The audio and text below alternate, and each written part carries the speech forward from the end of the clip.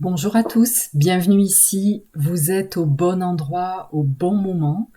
Aujourd'hui, je vous lis un texte inspirant de Kobi Yamada. Un jour, j'ai eu une idée. Un jour, j'ai eu une idée. D'où vient-elle? Pourquoi est-elle là, me suis-je demandé. Que fait-on avec une idée? Au début, je n'y ai pas vraiment prêté attention.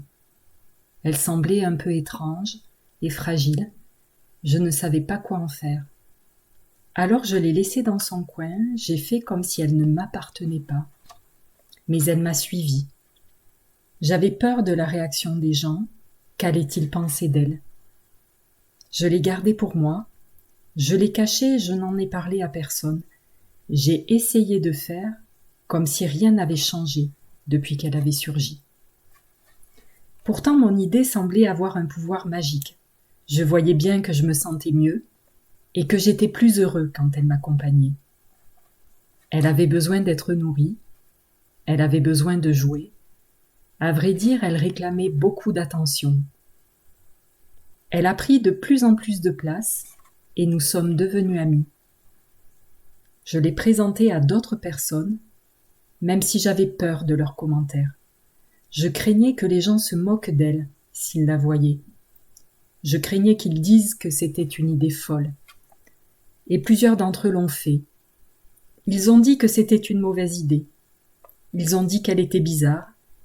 Ils ont dit que je perdais mon temps et que mon idée ne mènerait jamais nulle part. Et au début, je les ai crus. J'ai même pensé à abandonner mon idée. J'ai failli leur donner raison. Puis j'ai songé, qu'en savent-ils au juste?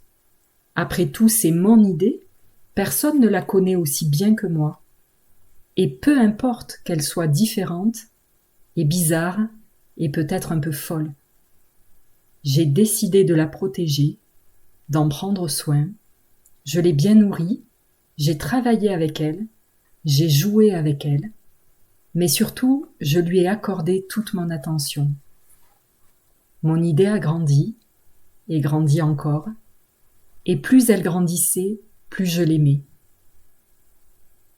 Je lui ai construit une maison sans toit pour qu'elle puisse contempler les étoiles, un endroit où elle pouvait rêver à sa guise. J'aimais passer du temps avec mon idée, je me sentais plus vivant avec elle. J'avais la sensation de pouvoir faire tout ce que je voulais. Elle m'a poussé à aller plus loin, et puis plus loin encore. Elle partageait ses secrets avec moi.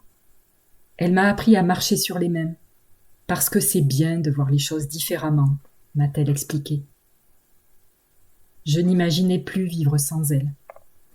Et puis un jour, il s'est produit quelque chose d'incroyable. Mon idée s'est transformée sous mes yeux.